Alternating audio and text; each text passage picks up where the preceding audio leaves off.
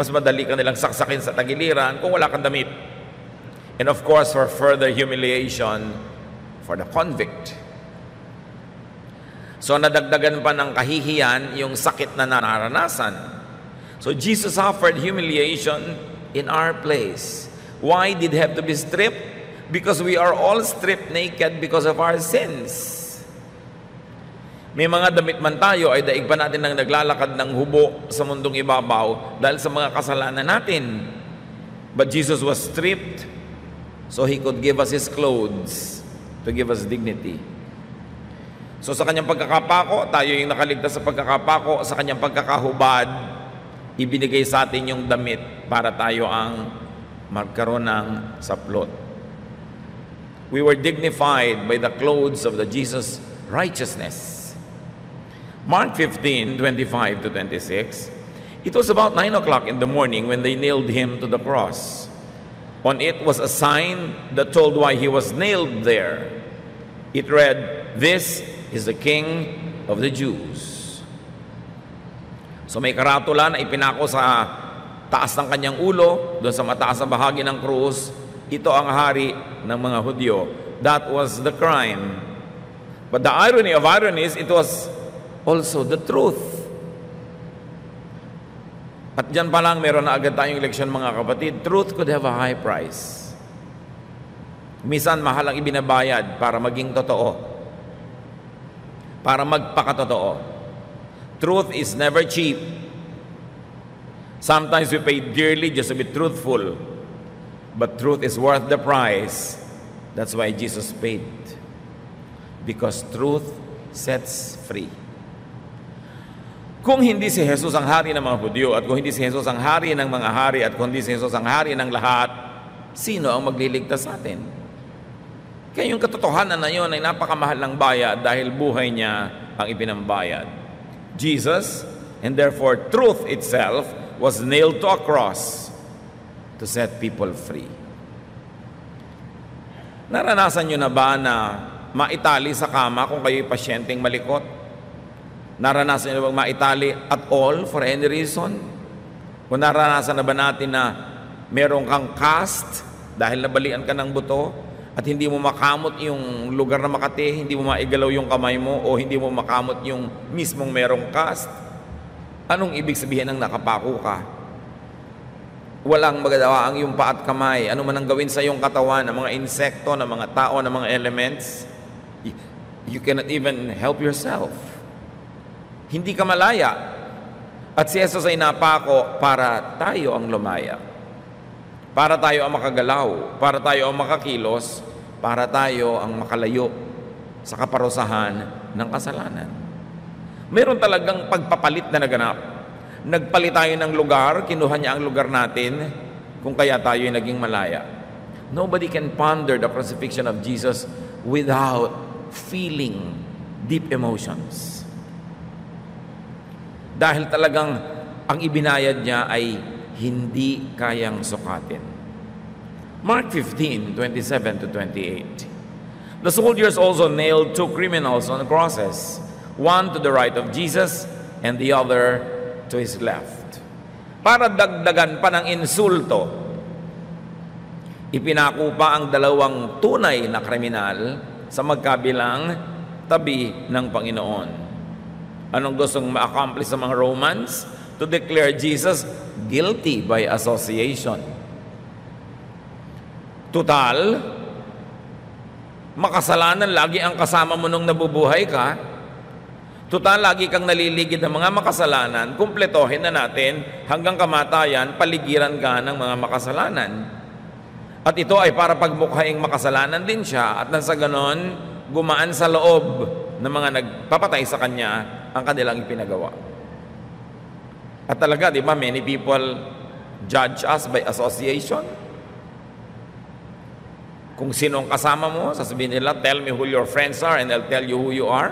That's not always the truth. In fact, that's not the truth in Jesus' case. He was a friend of sinners, but he was not one of them. But he was one with them in spirit, in love. So think of those 2 men as you and me.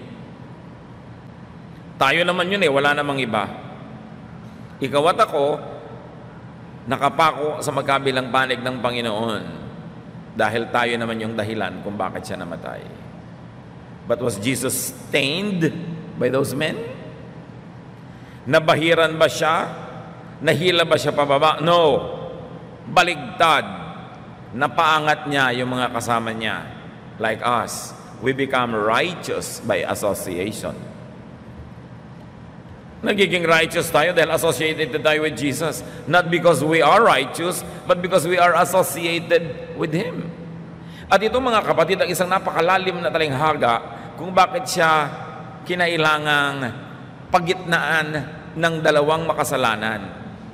Hindi para siya pababain, bagamat yun ang intensyon ng mga naggawa nun. Pero dahil yung mga makasalanan ay nasa tabi niya, sila ang nagkaroon ng pagkakataong umangat. Tulad natin, we are never righteous, ever. But by being associated with Jesus, because of His righteousness, nagmumukha na rin tayong righteous. Sa katotohanan niyan, idinedeklara niya tayong righteous because He paid for our sins. Kaya napakalaking kasalanan na maging self-righteous because nobody is righteous by himself or by herself. Hindi ka pwedeng maging mapagmataas, mayabang na ikaw ay banal, ikaw ay tama, iba ay mali. Kasi kaya ka lang naman natama, hinugasan ka ng dugo ni Jesus. At sa pagtanaw mo ng walang hanggang utang na loob sa kanyang kabutihan, di ka dapat kailanman magyabang. At hindi mo dapat maliitin yung mga inaakala mo'y makasalanan o kaya ay mali at ikaw lang yung tama. Dahil napatama ka lang benepisyo mo lang yun na hindi mo naman deserved. We are righteous because of Jesus' righteousness. So hindi nila napadumi si Jesus by association. In fact, those two men were dignified by Jesus. We are dignified by Jesus because Jesus lifts us up. Isaiah 53:5, He was wounded and crushed because of our sins. By taking our punishment, He made us completely well. Daang taon bago naganap yung crucifixion, inihayag na ni Isaiah ang kahulugan nun. Sinugatan siya, dinurog dahil sa ating mga kasalanan at sa pamamagitan ng pag-ako niya ng ating mga kaparusahan, pinagaling niya tayo ng ganap. An exchange happened when Jesus was nailed on the cross. And we are the beneficiaries of that exchange. Mark 15:29-32, people who passed by said terrible things about Jesus. They shook their heads and shouted, "Ha! So you're the one who claimed you could tear down the temple and build it again in 3 days. Save yourself and come down from that cross." The chief priests and the teachers of the law of Moses also made fun of Jesus. They said to each other, "He saved others, but He can't save Himself. If He is the Messiah, the King of Israel, let Him come down from the cross. Then we will see and believe." The two criminals also said cruel things to Jesus. Yung pinaggawan ng crucifixion was by a roadside. Kumisa na sobrang dramatized sa art, nasa ibabaw ng burol para may mga ulap-ulap sa likod. That is an artistic representation. But a more believable and practical presentation of the crucifixion was, it was by the road. Merong hill sa likod called Golgotha, courting skull. But the crucifixion did not happen at the top of that hill. It was at the foot of that hill. Why? So that every passerby will see Jesus suffering. At kitang-kita nga nila. Kaya nga nilibak-libak nila. Kung nasa ibabaw ng mataas na burol, paano naman nila madidinig yung mga sinabi ni Jesus to be recorded in Scripture? At paano naman nila mapagwiwikaan ang mga kantsaw nila at mga paronggit kung ganun kataas at kalayo? It was really near the audience as it was meant to be. Everyone had a bad word to say about Jesus. Passers-by, religious personages, And mind you, even the criminals who were crucified with him. And in this account, both of them were saying something bad about Jesus. Walang naawa. Anong malungkot na katotohanan dito, mga kapatid? Sa kabila ng pagiging relihiyoso ng bayang Israel, sa kabila ng dami ng mga propeta nila, sa kabila ng 5 araw, 5 beses isang araw nilang pagdarasal, sa kabila ng pagkabisa nila ng scriptures, centuries of religious practice did not create good character. Centuries of religious practice did not make the people more humane. In fact, centuries of religious practice hardened the people's hearts. At yan din ang kulang sa ating bansa. Centuries of so-called Christianity has not produced good character. Yung religious practice pa nga ang naging excuse para sa ating mga kalabisan. Walang ipinagkaiba yung mga Israelites sa hindi mananampalataya. How does this happen to Christians and even to followers of other religions today? It does happen. Mas relihiyoso pa nga ako minsan, mas malupit, mas masungit, mas mahirap kasama, mas judgmental, mas walang lugar sa puso para maawa, lalo sa mga nagkakasala. At sinasabi pa nila, akala ko ba 3 days, bubuuin mo uli ang templo, bumaba ka muna dyan. Of course, they were quoting a misquote. Misquoted na nga si Jesus sa trial, kinoquote pa nila yung misquote.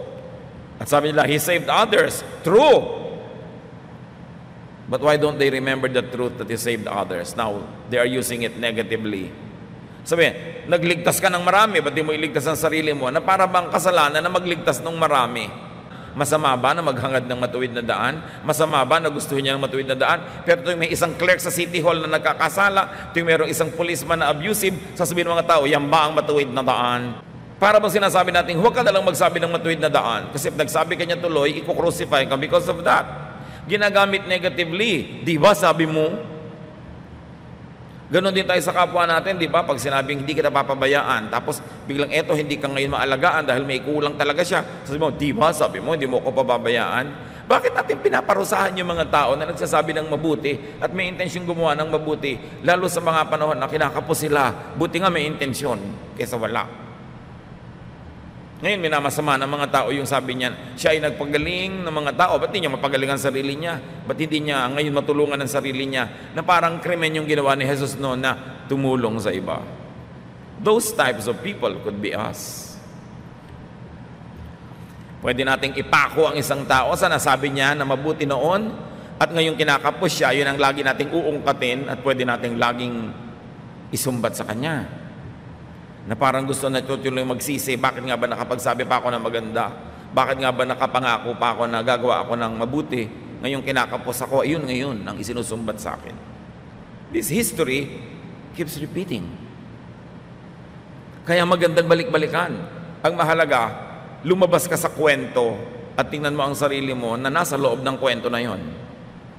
Luke 23:27, a parallel account with additional details. A large crowd was following Jesus, and in the crowd, a lot of women were crying and weeping for Him. Meron naman na hindi katulad ng mga taga-Jerusalem. At ito yung mga promdi. Ito yung mga believers from Galilee who followed Jesus from Galilee to Jerusalem. Parang kumbaga, ang layo niya ay halos Pangasinan. Mga taga-ron sila. Tapos nagpuntahan sa Maynila, sumunod kay Jesus sa capital city. At sila yung susunod-sunod, nananangis, umiiyak, dahil kilala nila si Jesus. Si Jesus naman kasi hindi naman talaga masyadong kilala sa Jerusalem. Most of His ministry were done in Galilee, sa isang malayong probinsya. At doon siya napahamak sa city na ito. True believers, the truly spiritual, wept. Yun naman talaga ang tamang reaction sa nangyayari. The people were divided among those who mocked and laughed at Jesus when He suffered, and those who deserted and denied Him when the going was tough, and those who followed Jesus to Calvary and wept for him. The question is, who am I? Who are you among them? Sa pagdurusa ng Panginoon, merong pinagtawanan siya, nilibak. Meron namang dahil mahirap na ang lagay, ay iniwan siya, itinanggi na kasama siya, at merong hanggang doon sa kamatayan ay sumunod at nananangis. They were one with the Lord. Sino tayo doon?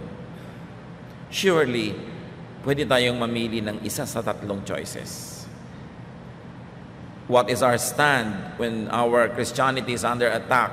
When spirituality becomes difficult and not famous or not popular? What do we do with our association with Jesus? Itinatago ba natin yung association natin sa Kanya tulad ng itinago ni Peter?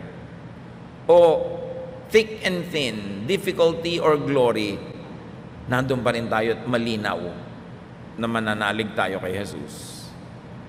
Kaya magandang suriin ang kasaysayan kasi nandun tayo sa loob nun. Luke 23:28 to 31. Jesus turned to the women and said, "Women of Jerusalem, don't cry for me. Cry for yourselves and for your children. Someday people will say, women who never had children are really fortunate. At the time, everyone will say to the mountains, fall on us. They will say to the hills, hide us. If this can happen when the wood is green, what do you think will happen when it is dry?" Isang matalinghagang pangungusap mula sa Panginoon tungkol sa isang paghihirap na darating pa. Maaring a time of judgment. When the reverse of what is considered to be good is more desirable, like childlessness is better, being buried is better. What could be worse than those? It could be judgment that the Lord was talking about. Kaya sinasabi niya, huwag niyo akong tangisan. Ang tangisan niyo ay inyong mga sarili at ang inyong mga anak. Dahil nabubuhay ang mundo sa kadiliman. At pag dumating ang liwanag, ang kadiliman na ito ay matutupok. Iyakan ninyo ang inyong mga sariling kalagayan. Imagine that Jesus was on the cross, the worst experience that a human being could experience, at least as far as the time in human memory is concerned. Pero sabi niya, mas magaan ang kalagayan ko kaysa kalagayan ninyo. Maahawag kayo sa inyong mga sarili. Yun ang kalagayan ng tao pag ang tao ay nabubuhay sa kadiliman, pag ang tao ay nasa kasalanan dahil may darating na napakahirap na paghuhukom. The women then were believers of Jesus, but he said, weep for yourselves. Therefore, the women now are symbols of Israel. Kaya sabi niya, women of Jerusalem, though these women were from Galilee actually. Because Jerusalem was the center, it was the symbol of the Jewish civilization. Weep for yourselves. The nation is lost. The people are lost. And your situation is more difficult than mine at the moment. Luke 23:34 to 35, Jesus said, Father, forgive these people. They don't know what they're doing. Habang nagdurusa, ang Panginoon pa ang humingi ng tawad para sa mga nagpapasakit sa Kanya. You see? This is the only correct and righteous way to react to people's sinfulness and cruelty and errors. To realize that they are spiritually blind. Hindi mo lang pwedeng sabihin na masama ang taong yon. Nagsasabihin mo, nabubulagan siya, nadidiliman. Ginawan ko na ng mabuti, masama pa ang ginawa sa akin. The normal reaction is magagalit tayo. Pero para pag naisip mong, ganun kadilim ang isip niya na hindi niya makita ang katwiran. Ganun kalala ang talab sa kanya ni Satanas na akala niya tama ang mali. People lack the necessary enlightenment. Wala silang kaliwanagan. Kaya ang dilim, akala nila'y liwanag. Dahil nauunawa ni Jesus ang kakulangan na yon. Ang kahabag-habag na kalagayan ng tao na binulag ng kasalanan at binulag ng religious fervor and blindness, inihingi pa niya ng tawad sa Ama. Sa palagay niyo, pinatawad? Si Jesus ang humihingi ng tawad. Si Jesus ay nagbabayad para yung paghingi niya ng tawad ay hindi naman libre, may bayad. Grabe ang pagmamahal. Para ihingi mo ng tawad sa Diyos ang gumagawa ng mali sa inyo.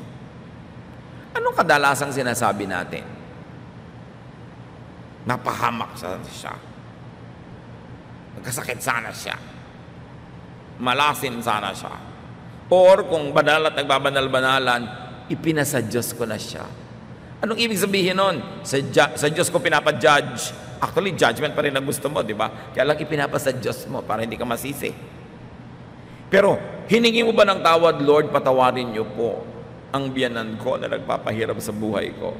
Patawarin niyo po ang manugang ko. Patawarin niyo yung kapitbahay ko. Patawarin niyo yung pumatay sa anak ko. Patawarin niyo yung sumunog ng bahay ko. Patawarin niyo yung kaibigan kong nangahagaw ng nobyo ko. Sinasabi ba natin yon? Kaya pag sinabi mong ipinapasa Diyos ko na, ang ibig sabihin, Diyos na bahala magparusa sa Kanya. Pero si Jesus, inihingi niya ng tawad. At binayaran niya yung kasalanan ng mga gumagawa noon sa Kanya at lahat ng kasalanan nating lahat. Anong kahulugan? The world has not stained Jesus. Hindi na bahiran, hindi na rumihan, hindi na mantsahan, hindi na lamatan sa kabila ng lahat. Nanaig, nagtagumpay ang anak ng Diyos. Ang tunay na pananagumpay ay pananatiling maka-Diyos sa kabila ng lahat. Luke 23:39-43. Another detail added by Luke. One of the criminals hanging there also insulted Jesus by saying, "Aren't you the Messiah? Save yourself and save us." But the other criminal told the first one off, "Don't you fear God? Aren't you getting the same punishment as this man? We got what was coming to us, but he didn't do anything wrong." Then he said to Jesus, "Remember me when you come into your power." Jesus replied, "I promise that today you will be with me in paradise." Tanong siguro ng iba, akala ko ba kanina pareho silang may masamang sinasabi? Ba't itong isang ngayon biglang tama ang sinasabi? Well, hindi na ba niya pwedeng baguhin ang isip niya? Take both as biblical and take both as correct and believable and reliable. But time lapsed. Time passed. One of the criminals asked Jesus to remember him. Could he have had the last-minute conversion? Sa Mark, kasama siyang nanglilibak. Sa Luke, nagbagong loob na siya. Merong magandang mensahe dito, mga kapatid. Everyone could change his mind. Everyone could convert. Everyone could see the light. At hindi ba? Marami sa atin ngayon na nananalig, taimtim magbasa ng Biblia at faithful magpunta sa church, dati mga kontrabida.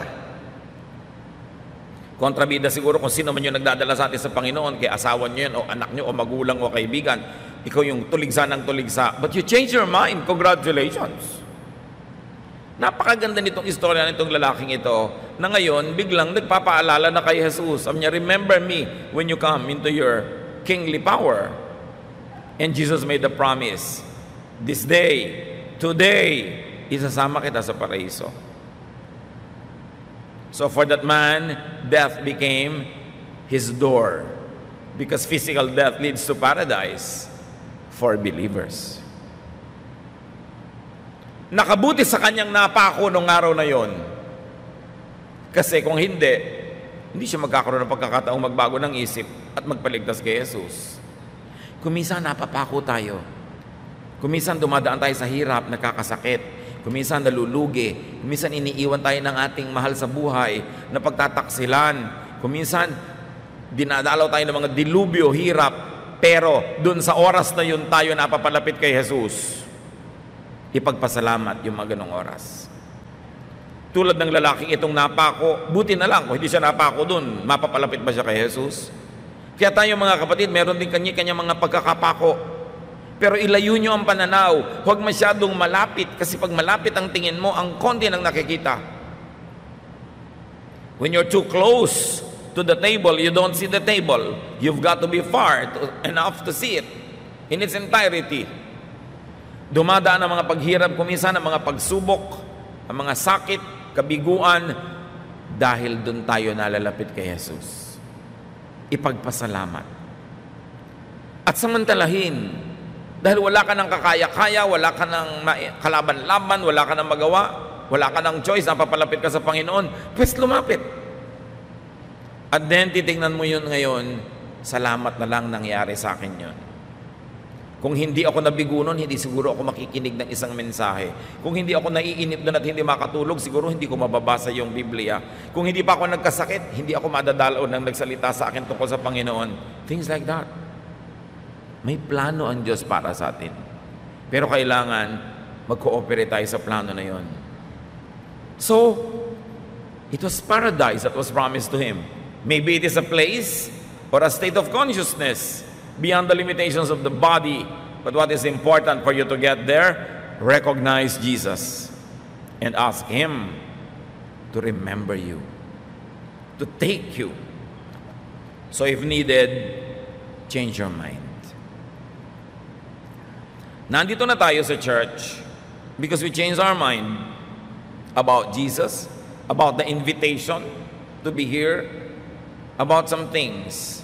But perhaps even then, meron pa rin tayong mga dapat gawing mga pagbabago ng isip. Kasi hindi naman tayo naging perfect when we made the decision. We are continuously being made perfect. We are a work in progress. We are changing from glory to glory. So ang tanong, ano pa kayang mga pagbabago ng isip ang dapat nating gawin para lalo pa tayong mapalapit sa Panginoon? Ano pa mga pagbabago ng pananaw, pagbabago ng mga kostumbre ang kailangan maganap para higit nating maunawa yung paraisong ipinapangako niya? May parallel pa sa kwentong ito from John 19:19-20. Pilate ordered the charge against Jesus to be written on a board and put above the cross. It read, Jesus of Nazareth, King of the Jews. The words were written in Hebrew, Latin, and Greek. It was for all to read and to know. All the more that we believe that the crucifixion happened by the roadside. Kasi sino ang makakabasa ng isinulat doon kung nasa ibabaw ng bundok at ang layo-layo? Tatlong languages pa, therefore maliliit na letra para magkasya lahat sa kaprasong karatula. Malapit talaga doon sa daan, sa kalsada yung crucifixion for all to even read what was written there. Very, very probably not on the top of the hill. John 19:20-22. The place where Jesus was taken wasn't far from the city, and many of the Jewish people read the charge against him. So the chief priest went to Pilate and said, "Why did you write that he is the king of the Jews? You should have written, he claimed to be king of the Jews." But Pilate told them, "What is written will not be changed." Kita niyo mga kapatid, of all people, the Roman governor served as prophet. Sa bibig pa niya lumabas yung katotohanan tungkol kay Jesus. Truth could come out of the mouth of Pilate or a donkey or unlikely spokespersons. Dapat laging bukas ang tainga natin. Hindi lahat ng katotohanan ang gagaling sa mga religious leaders. Maraming katotohanan sa Biblia nang galing pa nga sa bibig ng hayop, sa bibig ng mga bata, sa bibig ng mga makasalanan, at ngayon sa bibig ni Pilate. Lagi ka dapat alert dahil maraming pinagdaraanan ng katotohanan para makarating sa atin. John 19:23-24. After the soldiers had nailed Jesus to the cross, they divided up his clothes into 4 parts, another parallel account, one for each of them. But his outer garment was made from a single piece of cloth, and it did not have any seams. The soldiers said to each other, let's not rip it apart. We will gamble to see who gets it. This happened so that the scriptures would come true, which say, they divided up my clothes and gambled for my garments. The soldiers then did what they had decided. So pinagsugalan ang damit ng Panginoon, which by itself is another message. Yung mga layer-layer ng suot niya, yung outer garment niya na walang tahi, walang sulse, one piece of cloth. It was a seamless one-piece cloth, similar to what pilgrims wear even in India, and the pilgrims that go to Mecca. Yung walang tahi, kaya nakapulupot lang sa kanila yung mga telang ito. Matanda ang pinagmulan ng kaugalian nung ganung mga kasuotan. John 19:25-27. Jesus' mother stood beside the cross with her sister and Mary, the wife of Clopas. Mary Magdalene was standing there too. When Jesus saw his mother and his favorite disciple with her, he said to his mother, "This man is now your son." Then he said to the disciple, "She is now your mother." From then on, the disciple took her into his own home. Nabanggit ang kapatid ni Maria, na nanay ng Panginoon. So may tatlong Maria noon. Si Maria na asawa ni Clopas, si Maria Magdalena at Mariang ina, plus other women. So many people were there. Very especially John, the beloved disciple, was there. And no wonder he was the Lord's favorite. He was there at the foot of the cross during those crucifixion.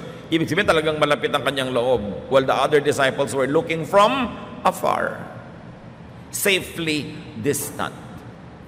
Pero pansinin niyo mga kapatid, nakabaon ang mga pako sa mga buto, laman ng Panginoon. Inaapoy siya ng lagnat, which is going to happen when you have this kind of infection and dislocation of your joints.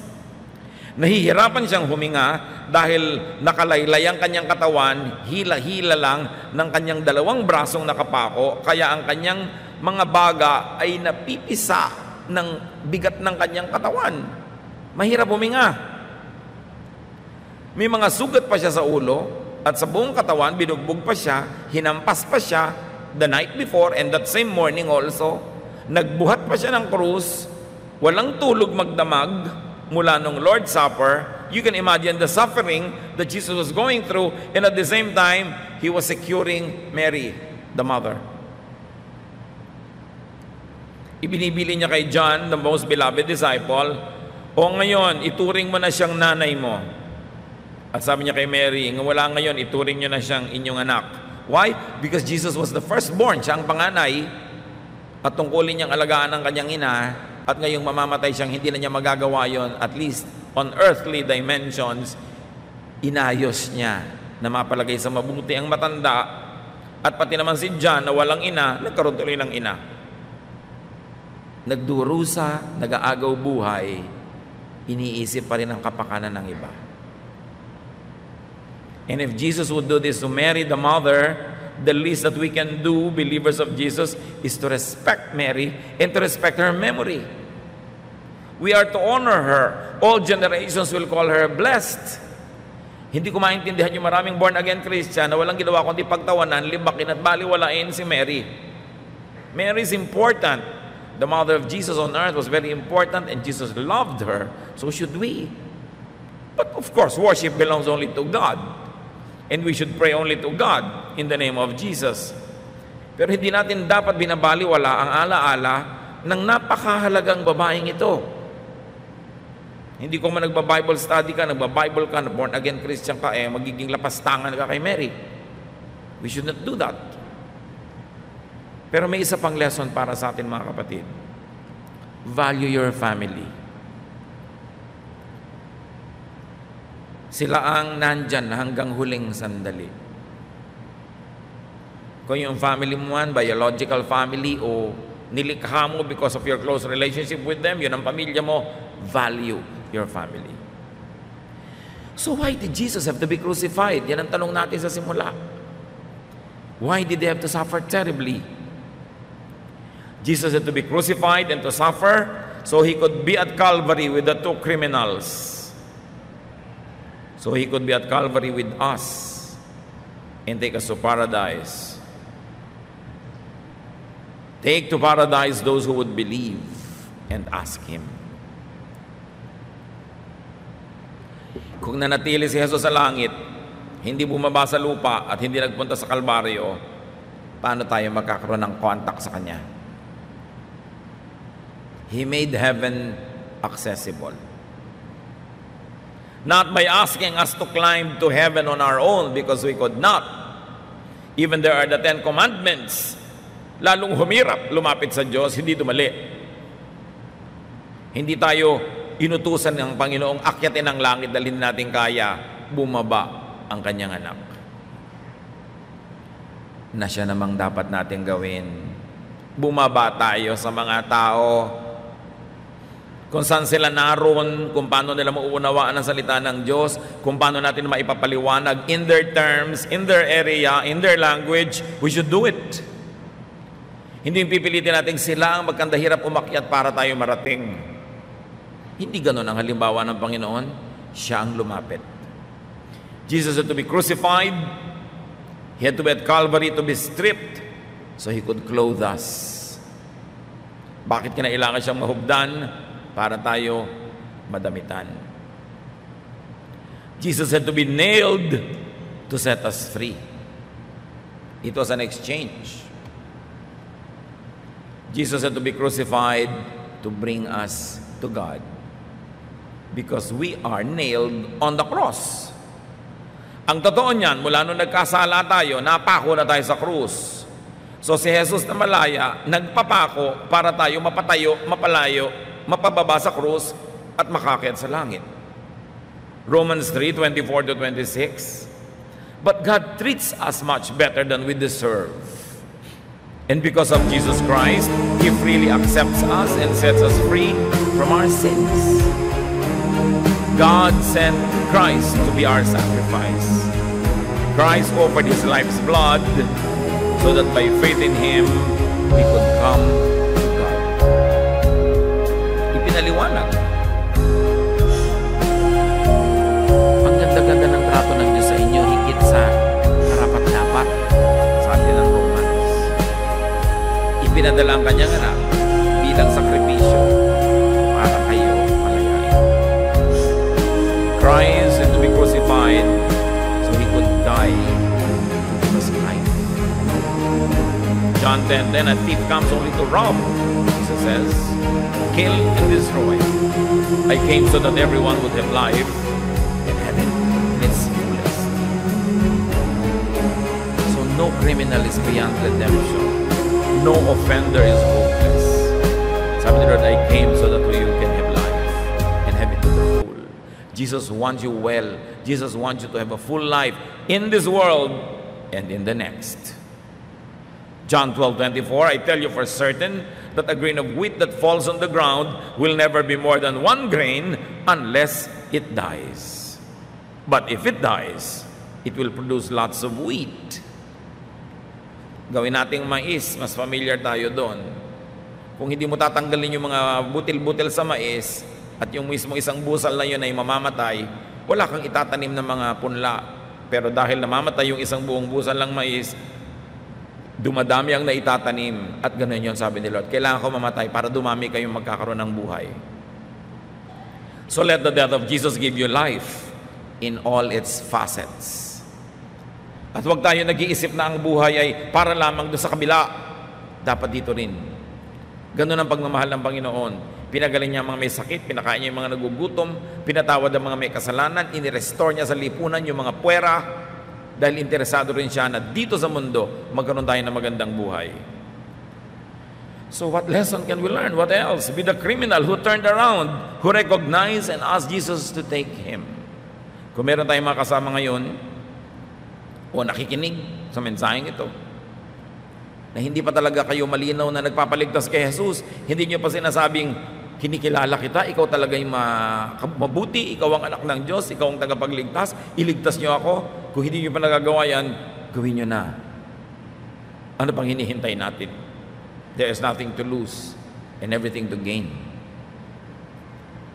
Jesus positioned Himself with sinners to connect with them, to dignify them, and to save them. And so should we. Hindi tayo kahit kailanman darating sa buhay ng isang itinuturing nating makasalanan para siya husgahan, para siya isa puwera, para kawawain, para ipahiya. Hindi ganoon ang ginawa ng Panginoon. Siya ang tumanggap ng kahihiyan para bigyan niya ng dangal yung iniligtas niyang makasalanan. Hindi na natin kailangan magpapako sa krus para sa ibang mahal natin sa buhay at mga kakilala at kaibigan. Dahil ginawa na ni Jesus, ang gagawin na lang natin, huwag nating husgahan. Huwag nating kawawain, ilapit natin sa Panginoon sa pamamagitan ng ating pag-ibig. Love is the greatest argument for Jesus. So talk with Jesus. Ask Jesus to take you to paradise with Him in the next life. And if you have done that already, ask Him to take you to paradise now, here. Because Jesus also cares for this side of eternity. Have the kingdom of God within you now. And take your loved ones to Calvary so they could meet Jesus, believe, and they themselves could ask Jesus to take them to paradise. Huwag na tayong malungkot dahil sa kamatayan ng Panginoon. Salamat naman at lumipas na yun, at salamat naman at nabuhay siya muli. Malungkot na lang tayo para sa ating mga sarili kung hindi pa tayo nakikinabang sa kamatayan na yun.